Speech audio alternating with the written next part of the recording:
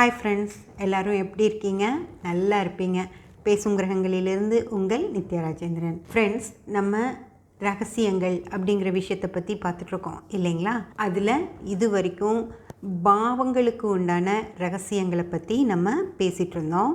கிரகங்களுக்கு உண்டான ரகசியங்கள் என்னவாக இருக்கும் அப்படின்னு சொல்லி பார்க்க போகிறோம் ஃப்ரெண்ட்ஸ். இப்போது லக்ன பாவம் கெட்டிருக்கிற ஜாதகர்களுக்கு 12ஆம் பாவம் வீரியமாக இருந்தால் தான் ரகசியங்கள் இருக்கும் அப்படிங்கிறத பற்றி நான் உங்ககிட்ட முதலே சொல்லியிருக்கேன். இப்போது அந்த 12ஆம் பாவத்துக்கு என்னென்ன கிரகங்கள் பாவாதிபதிகளாக வருதோ அதை பொறுத்து அவங்கக்கிட்ட என்னென்ன மாதிரியான ரகசியங்கள் இருக்கும் அப்படிங்கிறத பற்றி தான் நம்ம இந்த பதிவில் பார்க்க போகிறோம் ஃப்ரெண்ட்ஸ். லக்ன பாவ ஆரம்ப புள்ளி, லக்னாதிபதி, லக்னத்தில் இருக்க கிரகங்கள், அந்த கிரகங்களுக்கு சாரம் கொடுத்த கிரகங்கள், இது எல்லாமே 6, 8, 12ஆம் பாவ தொடர்பில் வந்துச்சு அப்படின்னா லக்னம் கெட்டு இருக்கு அப்படின்னு சொல்லி நம்ம சொல்லுவோம். அதே போல் 12ஆம் பாவம் வீரியமாக இருக்குது அப்படின்னா 12ஆம் பாவத்துக்கு புறபாவ தொடர்புகள் இருந்தால் 12ஆம் பாவம் வீரியமாக இருக்கும் ஃப்ரெண்ட்ஸ். அதாவது 2ஆம் பாவாதிபதி, 4ஆம் பாவாதிபதி, 6ஆம் பாவாதிபதி, 8ஆம் பாவாதிபதி, 10ஆம் பாவாதிபதி, 12ஆம் பாவாதிபதி, இவங்கெல்லாம் 12ஆம் பாவத்தோட தொடர்பில் இருந்தாங்க அப்படின்னா 12ஆம் பாவம் வீரியமாக இருக்குது அப்படின்னு அர்த்தம் ஃப்ரெண்ட்ஸ். இந்த மாதிரி இருக்கிற ஜாதகங்களில் தான் அவங்கக்கிட்ட நிறைய ரகசியங்கள் இருக்கும். இப்போது 12ஆம் பாவத்துக்கு எந்தெந்த கிரகங்கள் 12ஆம் பாவாதிபதியாக வருது அப்படின்னு சொல்லி நம்ம பார்க்கலாம் ஃப்ரெண்ட்ஸ். சூரியன் 12ஆம் பாவ தொடர்பில் வருது அப்படின்னு வச்சுக்கோங்களேன். அந்த ஜாதகர்கள் எந்த ஒரு விஷயத்தையும் வெளியிடவே மாட்டாங்க ஃப்ரெண்ட்ஸ். வாய் திறந்து அவங்களுக்கு பிடிச்ச விஷயங்களை பற்றியோ அவங்களுக்கு என்ன பிடிக்கும் பிடிக்காது அப்படிங்கிறத சொல்ல மாட்டாங்க. அவங்களுடைய பாடி லாங்குவேஜ்லேயும் நம்ம அவங்களுக்கு இன்னும் அது பிடிக்கும் பிடிக்காது அப்படின்னு தெரிஞ்சிக்கவே முடியாது. மனசை விட்டு பேசவும் மாட்டாங்க. அதாவது எந்த ஒரு இடத்துலையும் அவங்கள வெளிப்படுத்திக்கவே மாட்டாங்க ஃப்ரெண்ட்ஸ். அவங்களுக்கு ஒரு டீ பிடிக்குமா காஃபி பிடிக்குமான்னு கூட நம்மளால் தெரிஞ்சிக்கவே முடியாது.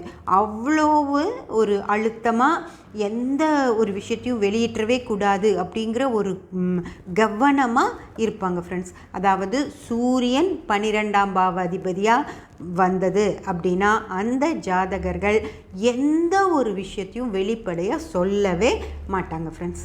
சந்திரன் 12ஆம் பாவாதிபதியாக ஒரு ஜாதகத்தில் வருது அப்படின்னு வச்சுக்கோங்களேன். அவங்களுக்கு எதை மறைக்கணும், எதை வெளிப்படையாக சொல்லணும், எதை வெளிப்படுத்தணும், எந்த விஷயத்தை வெளிப்படுத்தாமல் சத்தமில்லாமல் வச்சுக்கணும் அப்படிங்கிற விஷயங்கள்லாம் தெரியவே தெரியாது. ஏன் அப்படின்னு பார்த்தீங்கன்னா, சந்திரன் மனோகாரகன். அந்த மனோகாரகனான சந்திரன் 12ஆம் பாவத்துக்கு கெட்டு போச்சு அப்படிங்கிற பட்சத்தில் அவங்களால எதையும் சிந்தித்து செயல்படவே முடியாது ஃப்ரெண்ட்ஸ். அதனால் சந்திரன் 12ஆம் பாவாதிபதியாக வராமல் இருக்கிறது தான் நல்லது. அதுமாரி 12ஆம் பாவாதிபதியாக சந்திரன் வந்துருச்சு அப்படின்னா அவங்க தேவையில்லாத விஷயங்களை சொல்லிட்டு, அதாவது தேவையில்லாத விஷயங்களையெல்லாம் வெளிப்படுத்திட்டு அதுக்கப்புறம் ஏன் இப்படி செஞ்சிட்டோம் அப்படின்னு சொல்லி தேவையான விஷயங்களை வெளிப்படுத்தாமல் விட்டுருவாங்க. அது அவங்களுக்கே பிரச்சனைகளை தான் கொடுக்கும் ஃப்ரெண்ட்ஸ். செவ்வாய் 12ஆம் பாவாதிபதியாக வர்றாரு அப்படின்னு வச்சுக்கோங்களேன். செவ்வாய் சகோதரக்காரகன் செவ்வாய் தான் ஃப்ரெண்ட்ஸ். அதே போல் பெண்களுக்கு கணவர் அப்படிங்கிறதும் செவ்வாய் தான். இவங்க என்ன பண்ணுவாங்க அப்படின்னா, அந்த சகோதரர்களாக இருக்கிறவங்களுடைய விஷயங்களை எல்லாம் ரகசியமாக மெயின்டைன் பண்ணிட்டுருப்பாங்க, வெளியே சொல்லாமல் வச்சுருப்பாங்க. அதே போல் மனைவியை பற்றின விஷயங்களையும் ரொம்ப ரகசியமாக மெயின்டைன் பண்ணிட்டுருப்பாங்க. அதே போல் இந்த அக்கா தங்கை அவங்களுடைய கணவர்களும் இவங்களுக்கு செவ்வாயில் தான் வரும். அவங்களும் அவங்கள பற்றின விஷயங்கள் எல்லாத்தையுமே இவங்க ரொம்ப ஜாக்கிரதையாக ரகசியமாக பாதுகாத்துட்டு வருவாங்க. செவ்வாய் அப்படிங்கிறது நிலக்காரகன். அதாவது லேண்ட், இந்த லேண்ட் புரோக்கர்ஸாக இருக்காங்க அப்படின்னு வச்சுக்கோங்களேன்.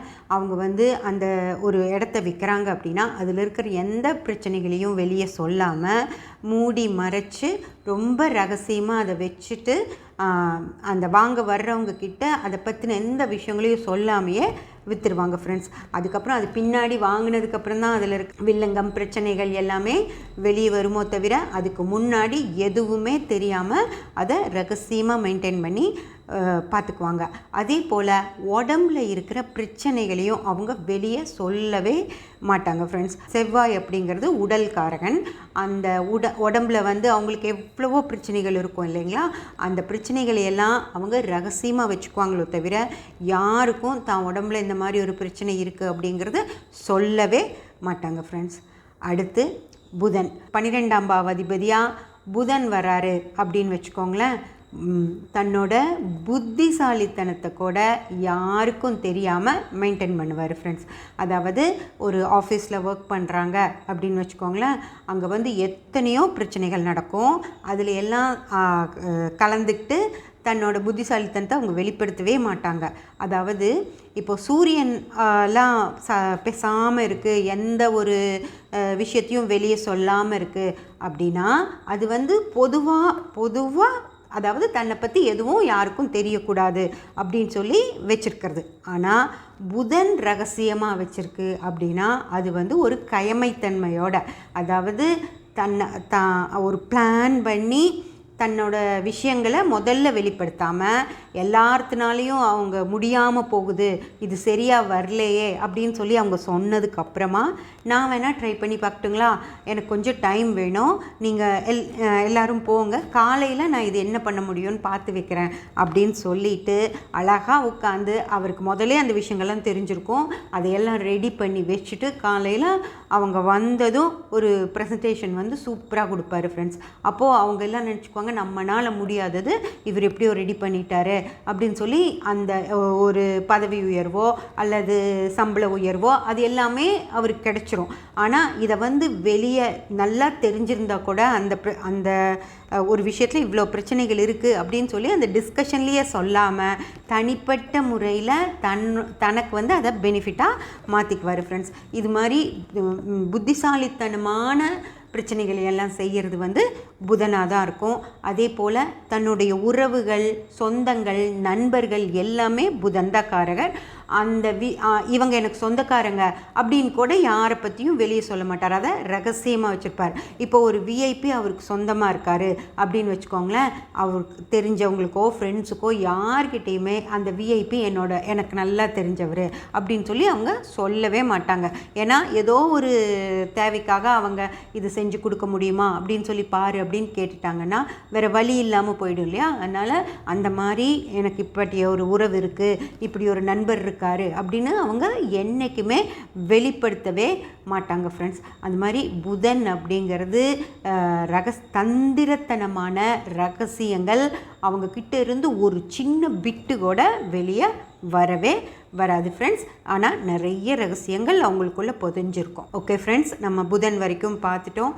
அடுத்து குரு, சுக்கிரன், சனி, ராகு, கேது இவங்களை பற்றி நாளைக்கு பதிவில் பார்க்கலாம். சப்ஸ்கிரைப் பண்ணி பெல் பட்டன் ப்ரெஸ் பண்ணி வச்சுக்கோங்க. அப்போ தான் நான் போடுற எல்லா பதிவுகளும் உங்களுக்கு கிடைக்கும். லைக் பண்ணி ஷேர் பண்ணி கமெண்ட் பண்ணிங்கன்னா எனக்கு சப்போர்ட்டிவாக இருக்கும். Thank you friends.